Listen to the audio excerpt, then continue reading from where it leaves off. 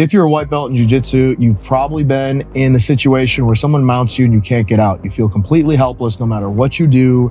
It's not working and you're stuck there. Today, we're gonna cover 3 simple and very effective mount escapes so that you don't have to worry about this anymore. Let's dive in.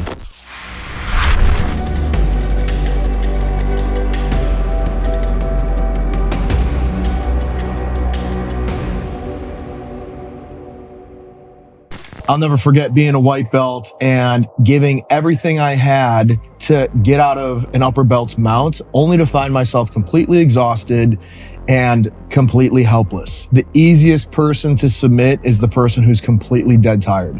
And that's exactly where you're gonna be if you don't know how to escape mounts and you pour all your energy into techniques or efforts that are futile. So the whole point of today is to give you techniques that work, don't cost a lot of energy, and will help you find your way out of mount. So with that, let's dive into example number 1.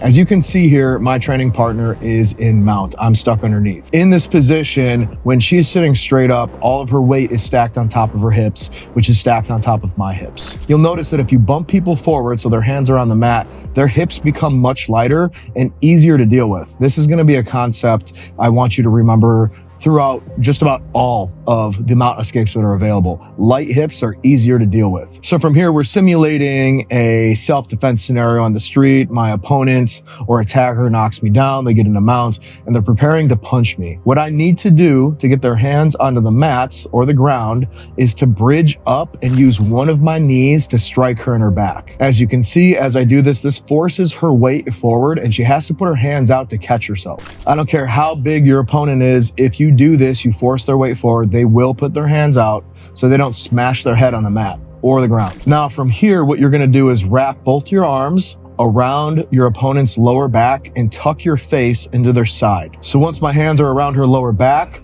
you can see as she leans back to throw a punch, it almost picks my shoulders off the mat a little bit. All I really need to do is straighten my back out while bridging with my hips, which forces her back down to the mat. And again, she has to put her hands out to catch herself. Otherwise, her face is gonna hit the ground. Now, you can spam this indefinitely. If this is in the street and someone is trying to punch you and you have no help around, eventually, especially if you're on something like concrete, their hands are going to get sore. They're going to be tired of slamming their hands in the concrete to catch themselves. This is a nice way to just keep yourself safe while yelling for help if you can't get out of the situation. Especially if you're in law enforcement. I can tell you a quick story about how a buddy of mine was in a foot pursuit with a suspect he was chasing. They ended up jumping over multiple fences. He was in shape, so he was able to keep up with the suspect while all the other officers fell behind.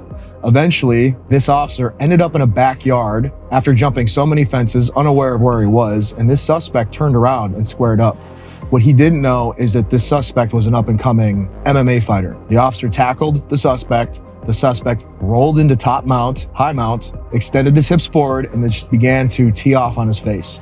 And he didn't know how to get out of the situation, and I got to speak with him afterwards, and he said his lights were going out. He saw the dark tunnel come in, and it was about to be a wrap for him. Now, luckily, one of the veteran officers was able to find him, tackle the guy off, and they were able to get this person under control.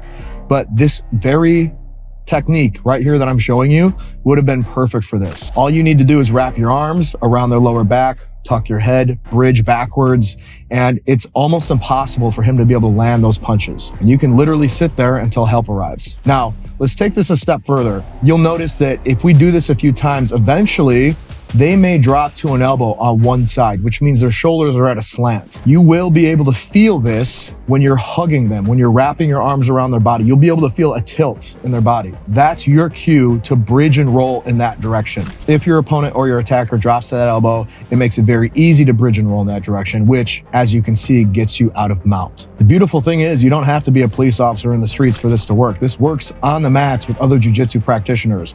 All you need is an elbow drop, and you're finding your way back into their guard rather than their mount, which is obviously a much better place to be. If you haven't tried this one yet, I highly recommend repping it because it's easy, it's fun, and it's effective. And I just want to take a second to give my sponsor, X Martial, a shout out. On the mats, you've got seconds to react and sometimes even less. You train for hours to move with precision. Your gear should keep up.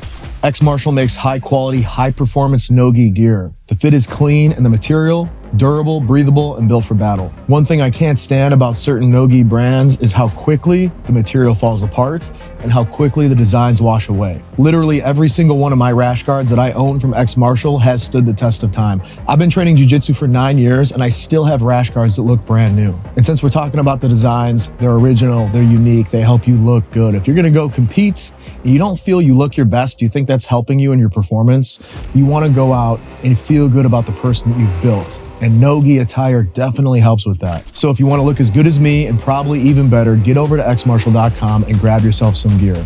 I know you'd be happy you did. Look good, feel sharp, roll hard. Let's get back to the video.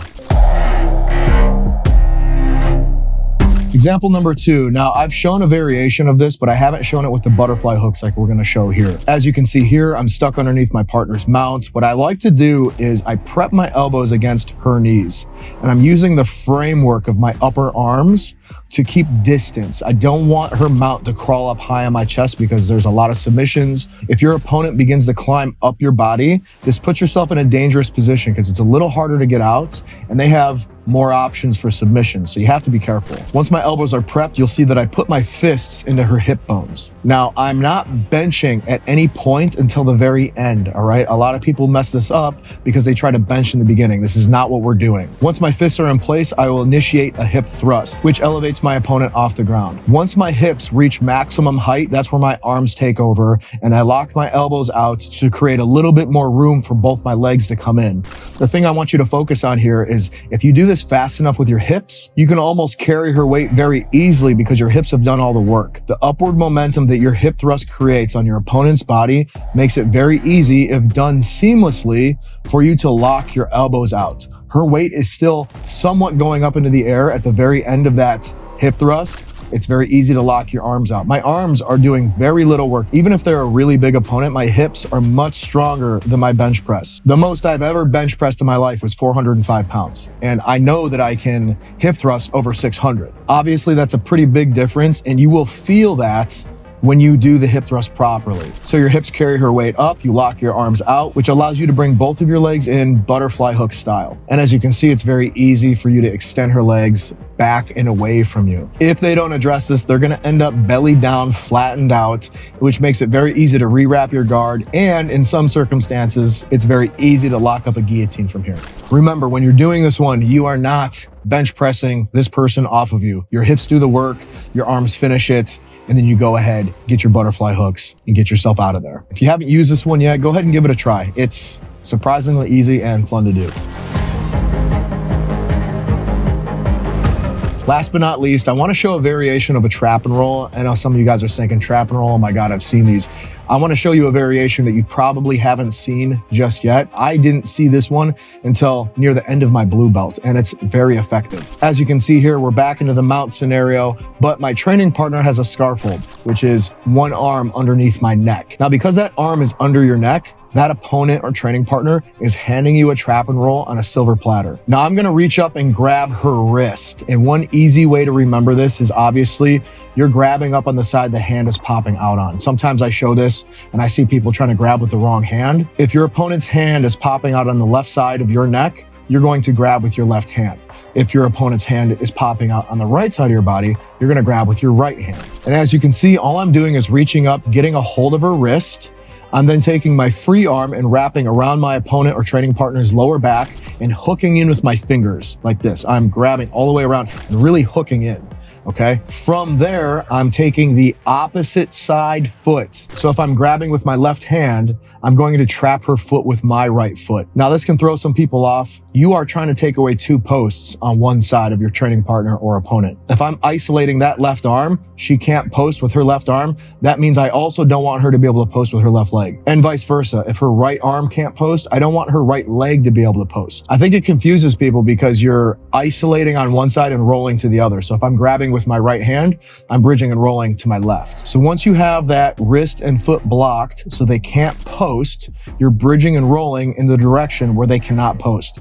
And it is so easy once you have these limbs locked down to bridge and roll out of the mount. A lot of guys like that scarf hold under the neck from mount because there's opportunity there for them. What I find really interesting is if you start doing this effectively, the people in your gym will start to feel less safe in mount with a scarf hold. They'll start feeling like this isn't a resting place anymore. There's less opportunity here because every time they do it, you trap and roll them. So if you're not using this one yet, go ahead and start repping it because it is easy to do and it's very effective. And honestly, it's fun. And those are some of the 3 easiest mount escapes that I like to use. If you guys have other mount escapes that you like, whether it's against really wiry, lighter opponents who stay stuck to you, or maybe bigger, heavier opponents that just weigh down on you, if you have examples of things you like to use, drop those in the comments because I read through those. You never know, I might make a video off your comment alone. And honestly, you're helping everybody who looks at the comments, which is awesome. So with that, you know how we like to end them. Sometimes backwards, always forwards. I'll see you in the next one.